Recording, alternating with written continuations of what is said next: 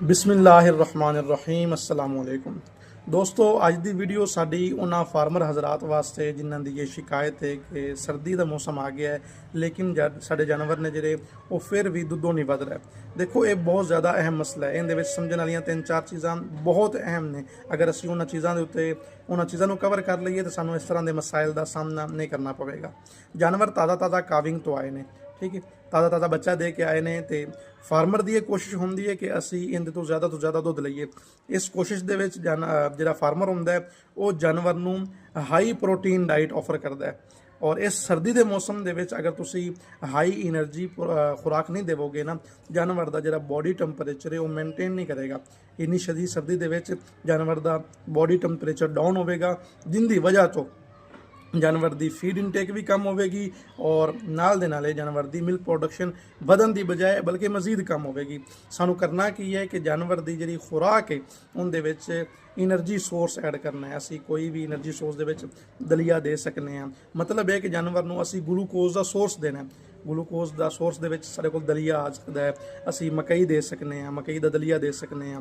गंदम का दलिया असी थोड़ी मिकदार दे सकते हैं क्योंकि गंदम का दलिया जो उनका मेदे के नाल जानवर के मेदे के नाल उन्नी अच्छी कंपैटिबिलिटी नहीं बनती।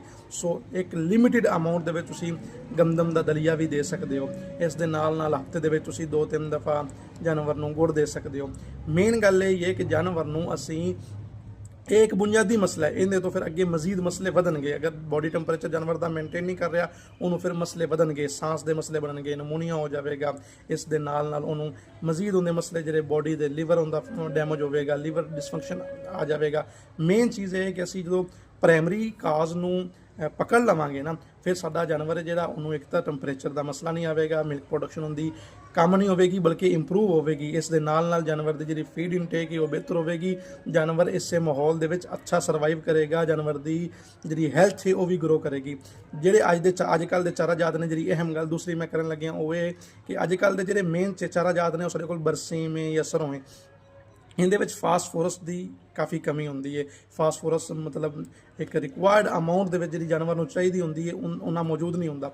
इस वास्ते सानूं एडिशनली जानवरां नूं कैल्शियम ते फास्फोरस का सोर्स देना चाहिए। असी पाउडर दे विच DCP पाउडर साडे कोल आंदा है, डाई कैल्शियम फास्फोर, उस असी जानवर की जी खुराक है उनदे विच जरूर ऐड करिए।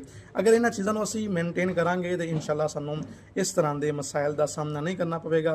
जानवर की हैल्थ मेनटेन रहेगी। जानवर बहुत जल्दी बच्चा देने तो बाद दोबारा हेठ पर आएगा, अगले बच्चे वास्ते कंसीव करेगा।